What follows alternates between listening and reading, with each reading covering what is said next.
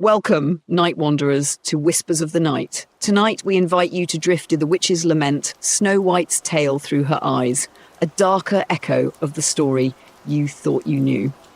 Before we begin, dim the lights until the room glows like candle ember, pull a blanket up to your chin, let a soft fan murmur in the background, close your eyes and surrender to the hush between heartbeats. Ready? Then breathe deep and follow the whisper. Ash and lavender. My earliest memory is the smell of lavender crushed beneath a pestle, and the sound of my mother humming a note that was neither happy nor sad but suspended, like a question she never dared ask aloud. I was 10, elbows propped on the cedar table, watching purple petals surrender to paste. The cottage felt enormous then, rafters thick with drying bundles, jars catching weak sunlight like timid stained glass. Yet in every corner lurked a hush, as if the house itself held its breath, waiting for me to decide what sort of woman I would become. Mother called me Elara after the wandering moon, because you'll circle the world before you find your own gravity. I laughed at the poetry of it, but secretly I feared being untethered. Power and loneliness already tasted the same. Metallic, like the blood from nettle stings I refused to wash away. When patients arrived, woodcutters with split knuckles, new mothers trembling with milk fever, I studied Mother's face. She listened the way roots drink rain, silently, completely, until their stories emptied out and left space for healing. People said her presence felt like warm bread on a cold dawn. I hoarded every compliment, polishing them in my mind as proof that goodness could be owned if one worked hard enough. But goodness was slippery. Whenever someone thanked us, a flicker of envy shivered through me. They admire her, not me. The moment I noticed that envy, I pretended not to. Guilt became a second heartbeat. The first fracture. The forest bordering Fir Hollow was a cathedral of cedar columns and emerald hush, but the villagers crossed themselves when its shadow crept near. I ventured there alone at twilight, chasing fireflies the way other children chased hoop sticks. One evening, a woman stepped from behind a stone, so suddenly the air folded around her. She wore black, though the fabric glimmered violet whenever the moon escaped the clouds. Her eyes were flint chips, clever and starved. "You're grinding the wrong part of the nettle," she said without greeting. "Use the older leaves, they sting less once dried." I should have run. Instead, my mind fired questions. How does she know that? What else could she teach me? My hunger for mastery outweighed my caution. Mother's warnings about strangers bearing shortcuts felt distant, like thunder too far to matter. The woman bowed slightly. Once of the king's court, her smile did not reach her eyes. "You carry a spark. I could teach you to coax it into flame." I tasted the offer the way I tasted wild berries, testing for poison but craving sweetness. A spark implied potential. Flame implied transformation. Both implied choice, something I had yet to exercise fully. And choice, I suddenly realized, was the one thing Mother could never give me.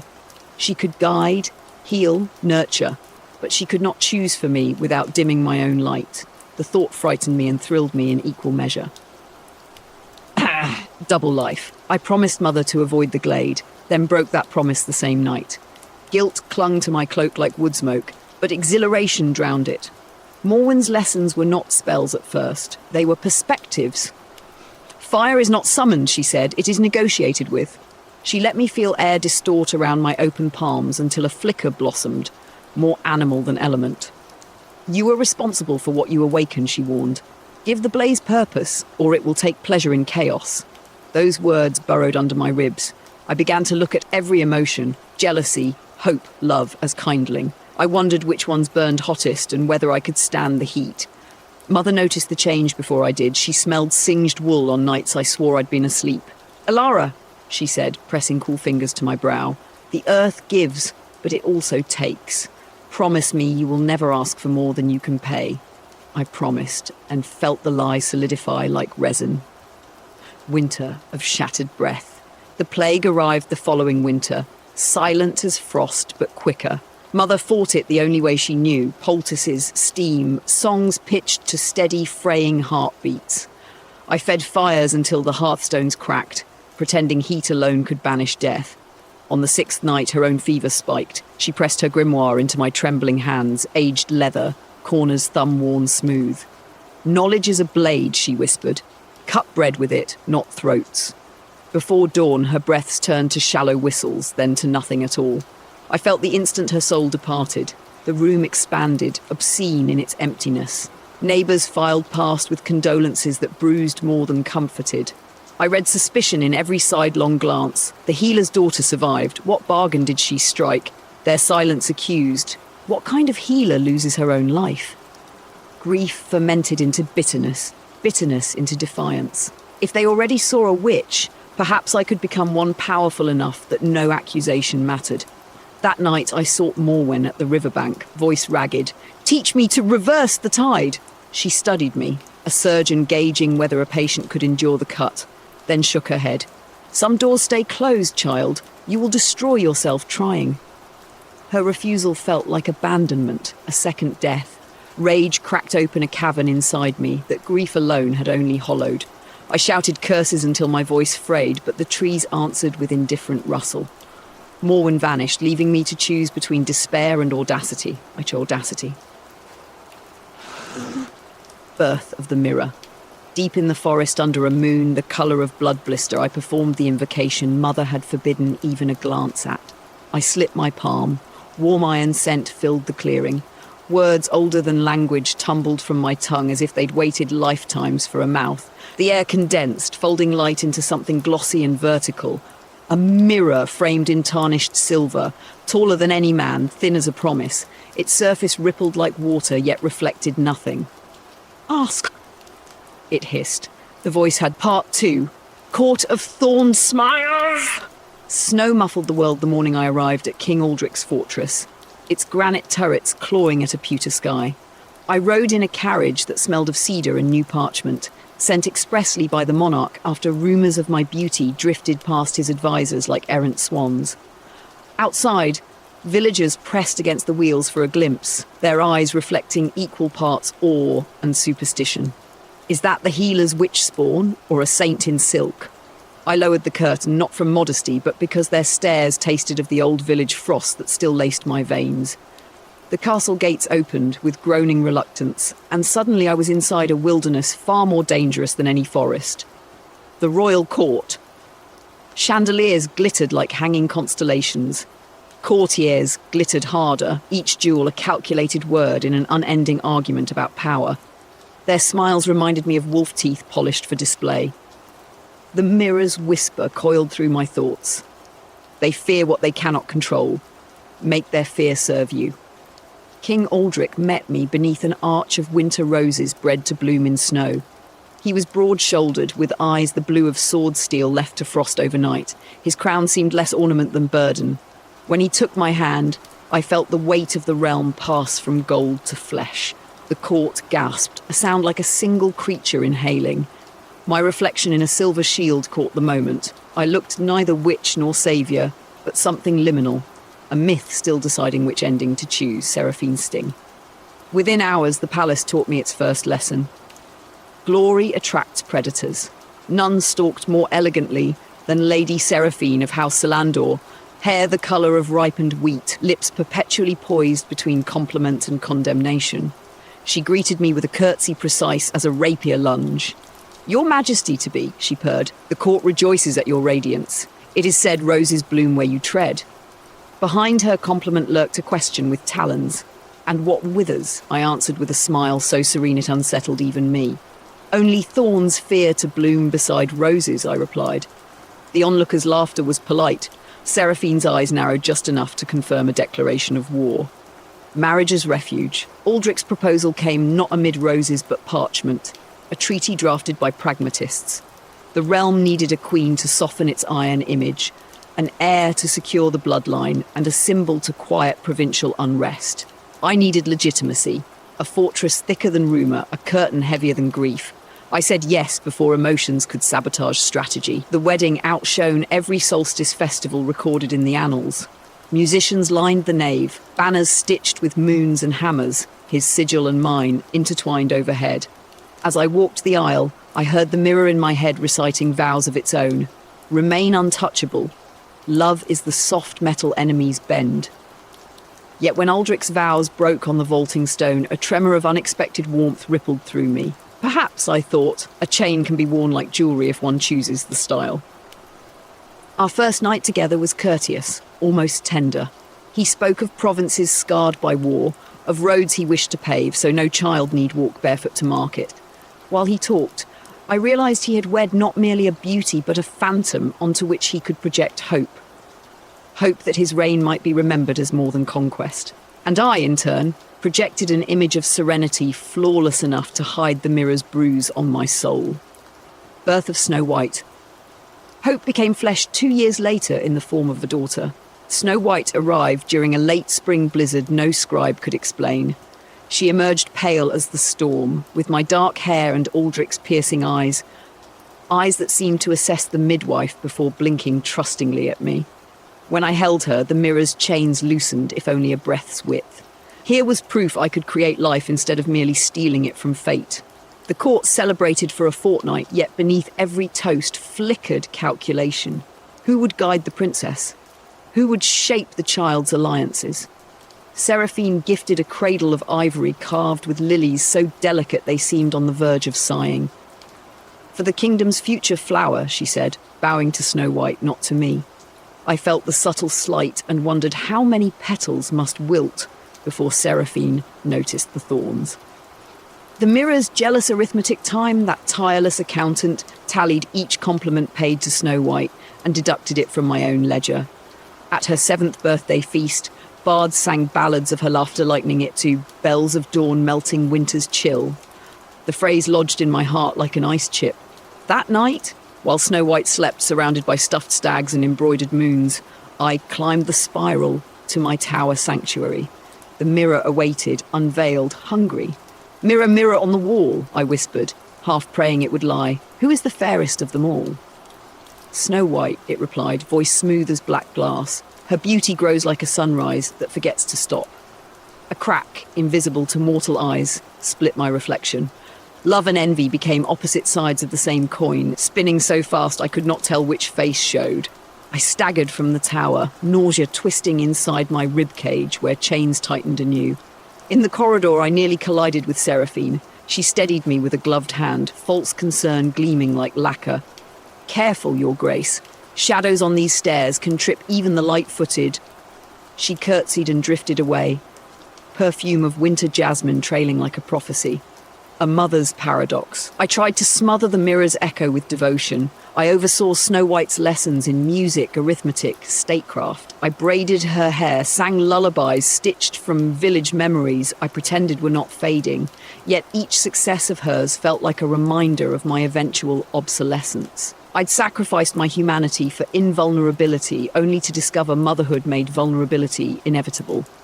One evening, Snow White slipped into my solar, cheeks flushed from a game of tag with palace pages. "Mother," she said, "is it true every mirror tells a different story depending on who listens?" My breath froze. She had found some scrap of folklore, innocent in her mind, but the words struck the iron door of my secret. I forced a laugh. "Mirrors only repeat what we already fear," I said, smoothing a curl behind her ear.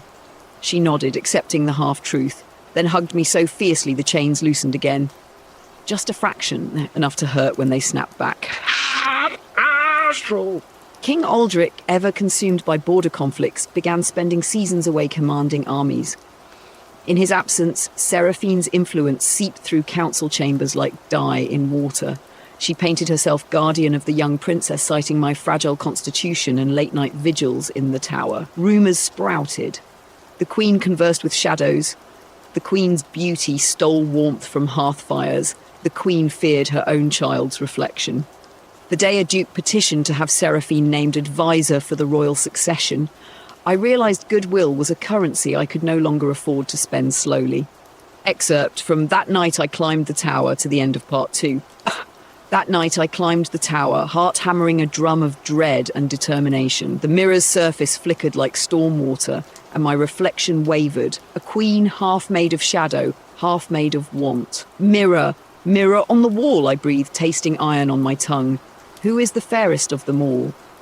The glass pulsed once, then answered answered with a voice as smooth as spilled oil. "You are fair, my queen, but Snow White is fairer still." Her name struck like frost along my spine, and for the first time I felt the word daughter twist inside me into rival. I descended the spiral stair numb, yet my thoughts blazed with a single question.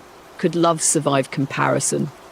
At dawn, I braided Snow White's hair, sang her the river songs mother once sang me, but every compliment she received echoed through the palace until the sound wove nets around my sanity. The mirror whispered, "She is your undoing." I began to believe the warning was protection rather than sabotage. Spring thawed the courtyards into treacherous mud. In the rose garden where thorns drank last year's blood, Lady Seraphine traced a crimson bloom and murmured, "What a lovely child! She'll outshine us all!" "Leave her be," I answered, voice low as distant thunder. "Why?" she smiled, bright with cruelty. "Because you fear the mirror speaks truth?" Her words followed me like burrs under silk. That evening the mirror confirmed the fear again. Each repetition widened the cracks, spidering across my heart. When Snow White turned 10, King Aldrich fell to a fever no healer could break. By candlelight he pressed a trembling hand to our daughter's cheek. "You are my legacy," he whispered, and died. Not we, not Elara, only her. The court drank those words like sacrament. In their widened eyes I read my future. Regent, perhaps. Relic, certainly. Seraphine met me on the funeral stair. "Crowns fit lightly on young heads," she sighed. "Heavy things slip." That night, candles gutted in the tower. I asked the mirror once more, and its verdict rang like iron on bone. Something inside me settled into place. Cold, final. If the world would steal my place, I would strike first. Snow drifted past the arrow slits, muffling the kingdom in immaculate white. I watched it gather on the sill, pristine, indifferent, and wondered what colour Snow White's blood might make against such purity. Hush Part 3. A Heart in a Casket. King Aldrich returned from the northern front, carrying more scars than victories. His beard had silvered, his eyes, once keen as whetted steel, clouded with fevers no physician could name. Within a fortnight he lay confined to chambers where braziers burned day and night, yet still he shivered. I brewed tonics of willow, foxglove and snow daisy, but illness clung like a jealous lover. On the eve of midwinter, Aldrich summoned Snow White to his bedside. I observed from the threshold, half wife, half sentinel. He pressed his signet into her palm. "Rule with mercy," he rasped, "or none will follow." He did not look at me. When the final breath rattled free, a hush thundered through the palace.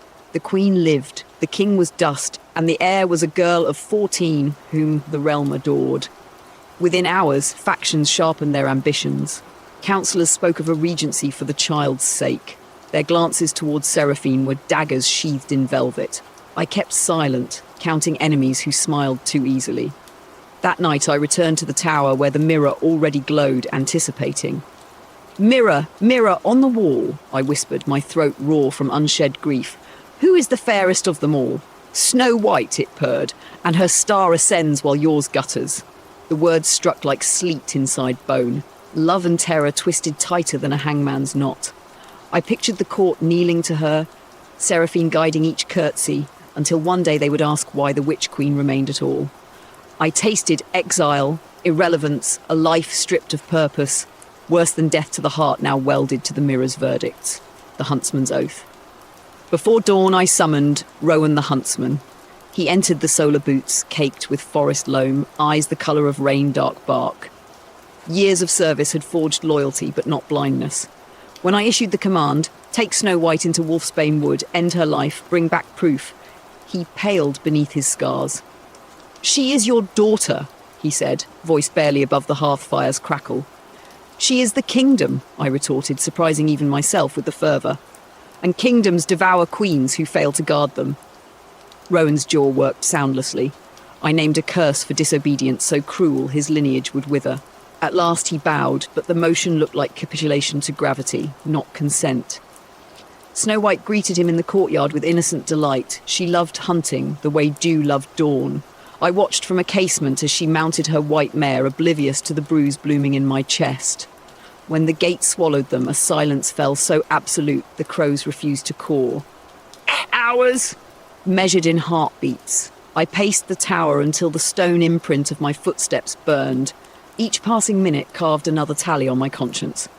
At sunset, Rowan returned alone. In his gloved hands, he bore a small chest bound with iron clasps. He set it on a table and stepped back, eyes shadowed. "It is done," he said.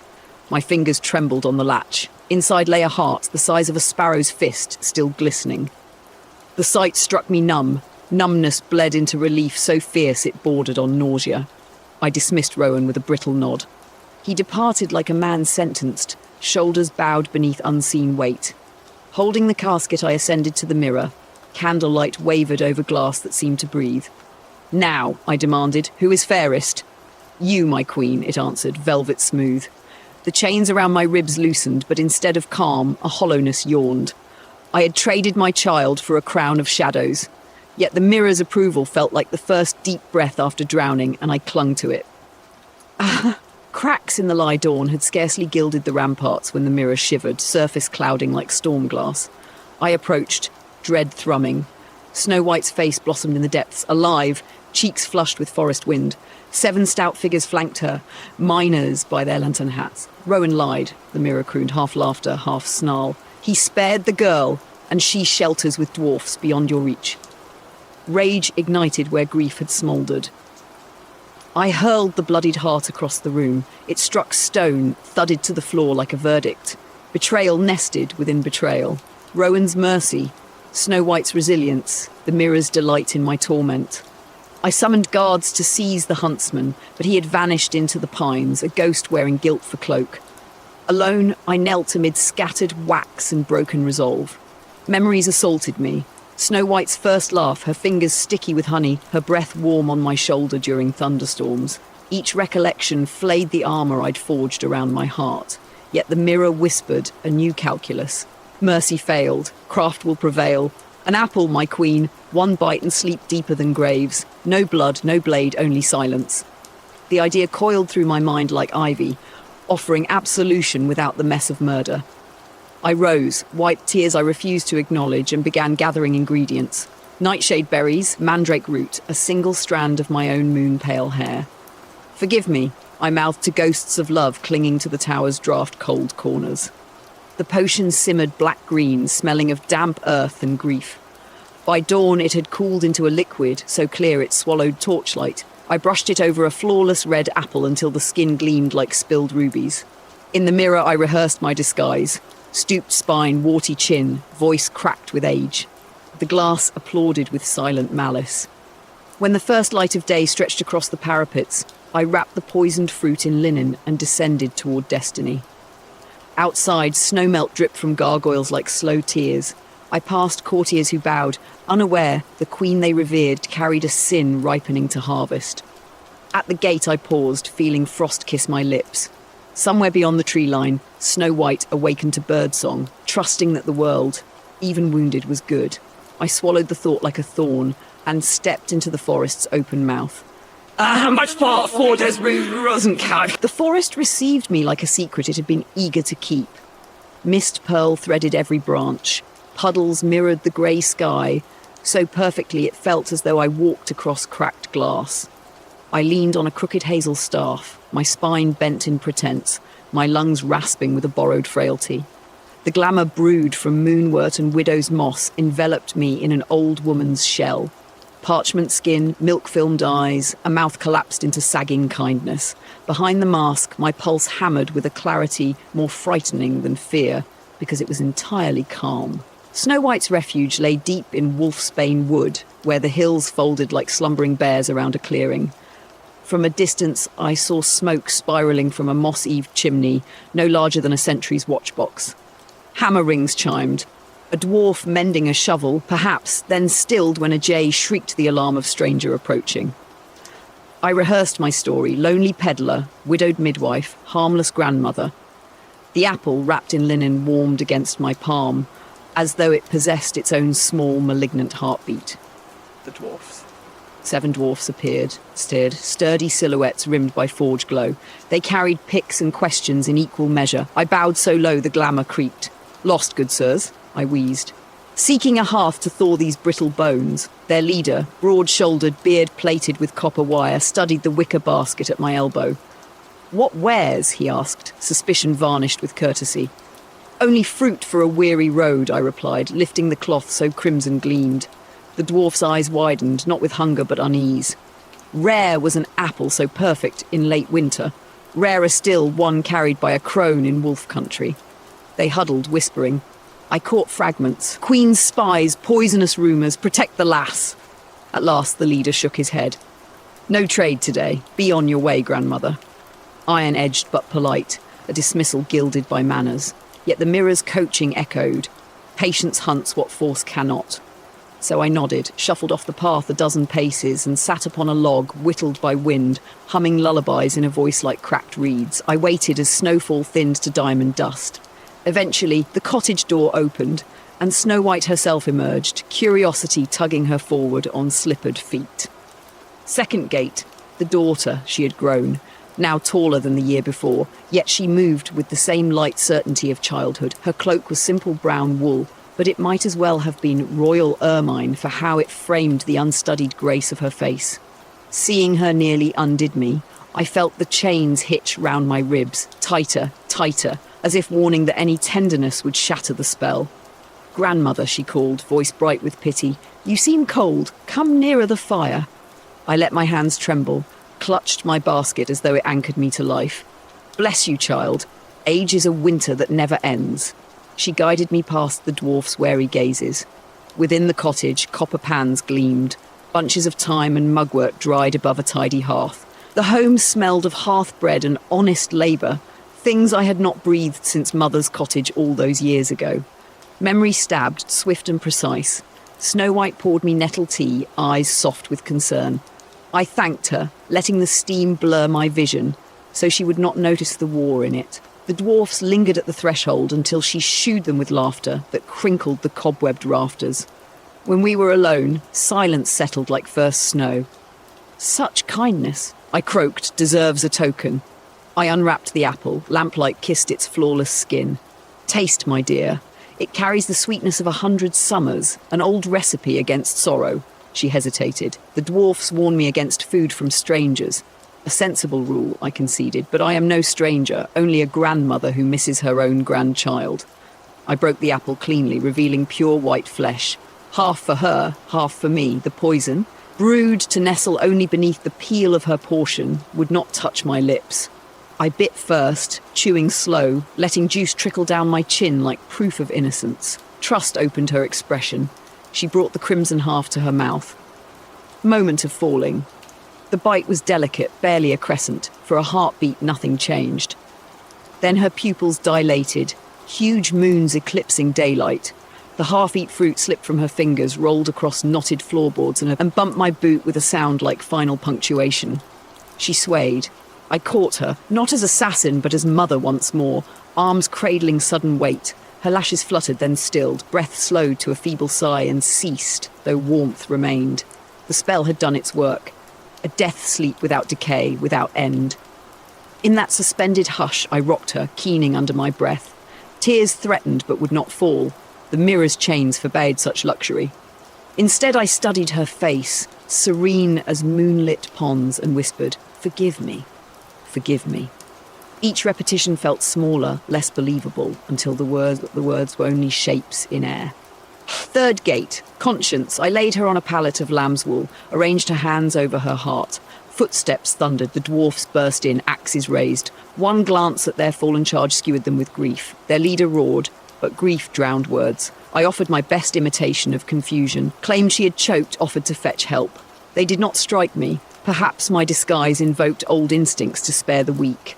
Instead, they crowded around Snow White, shouting her name, begging breath to return.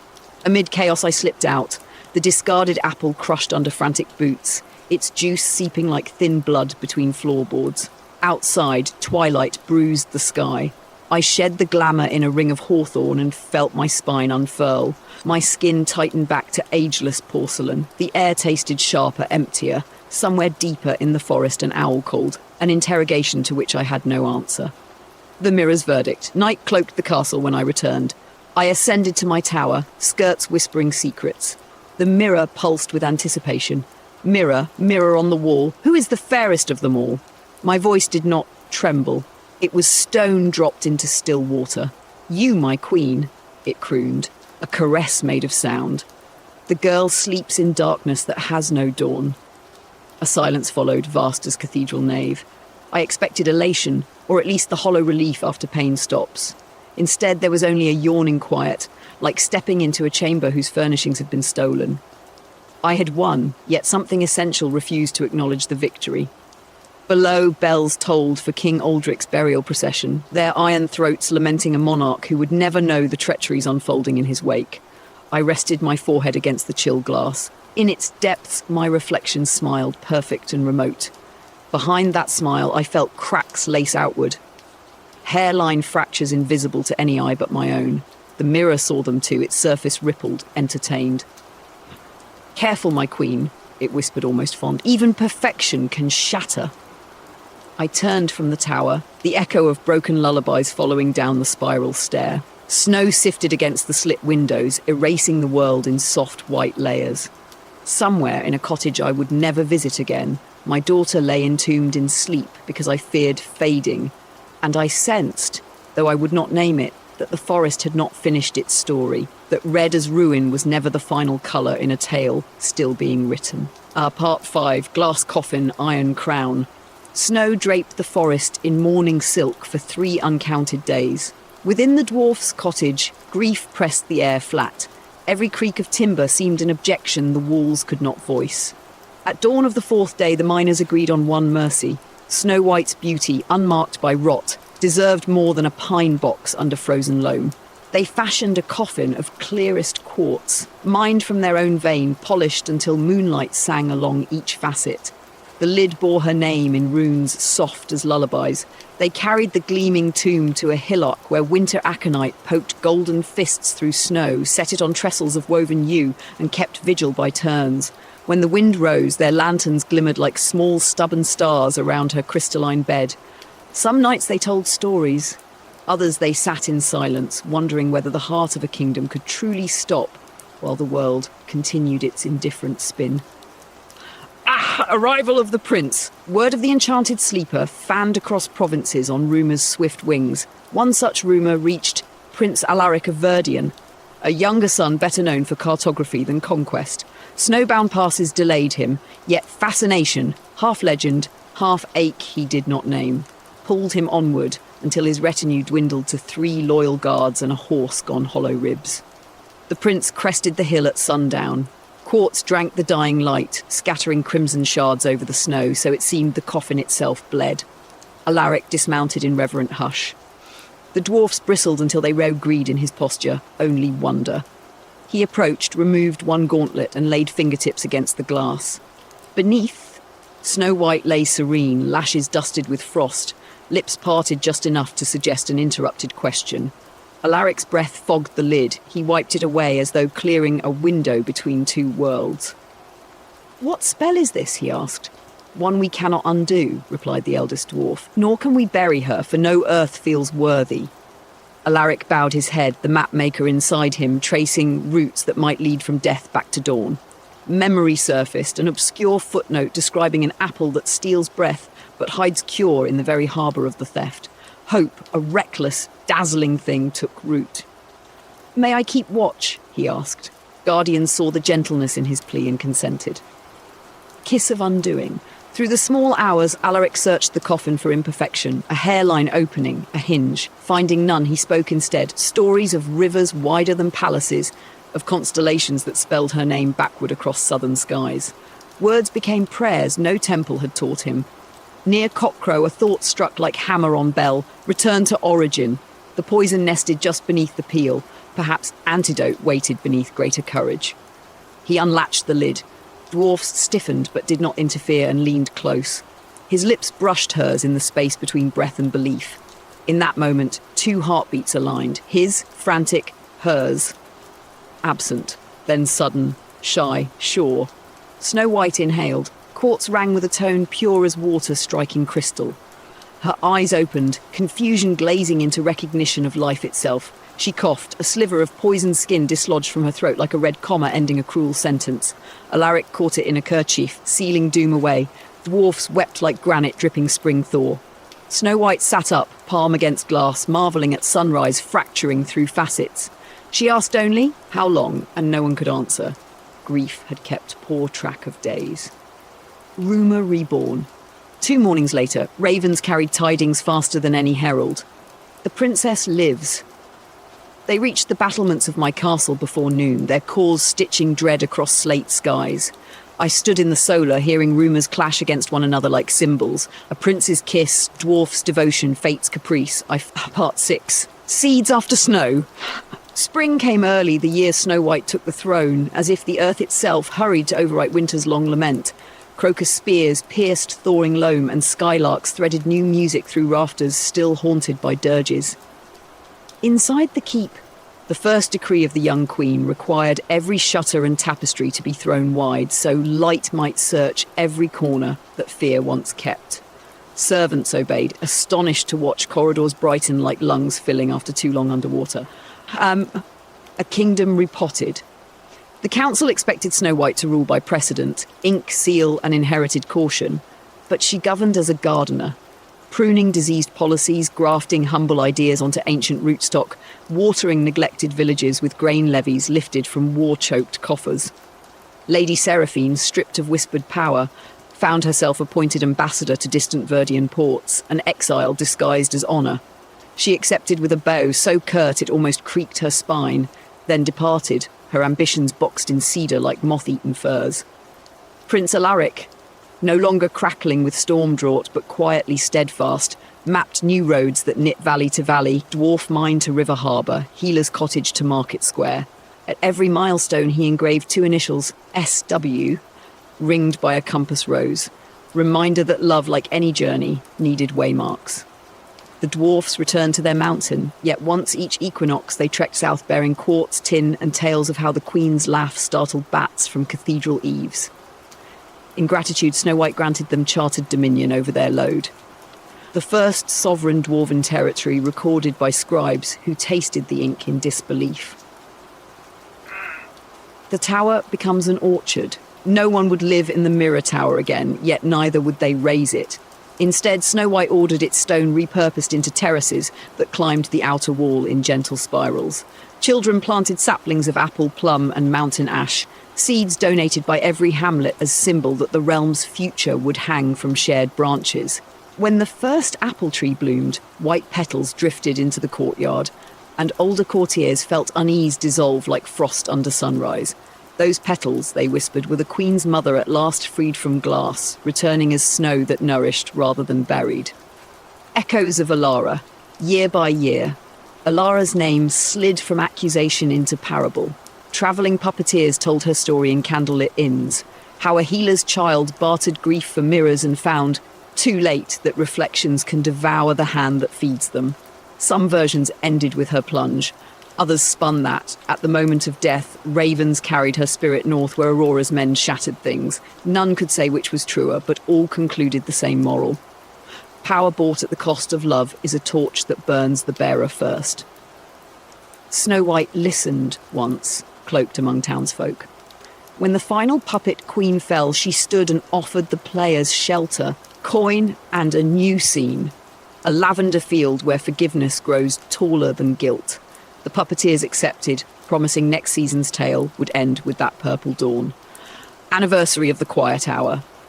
On the 5th spring after the crown's rebirth, the queen rose before dawn and climbed alone to the highest orchard step. There, where the old tower's heartstone marked the spot her mother's mirror had once stood, she scattered a fistful of lavender buds ground fine as breath.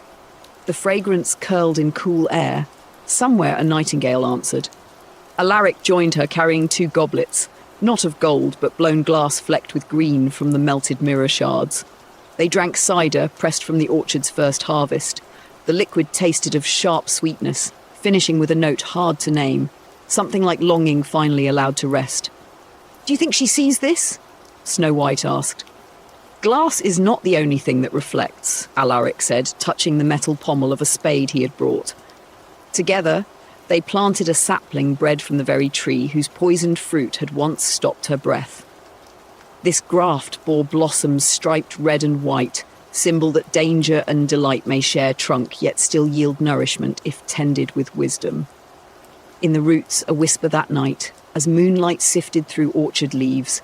A breeze rustled petals into shapes half heard, half imagined. Some claimed they formed the word release. Others insisted it was only wind swirling memory through branches. Either way, the petals settled, rooting into loam rich with shattered mirror dust,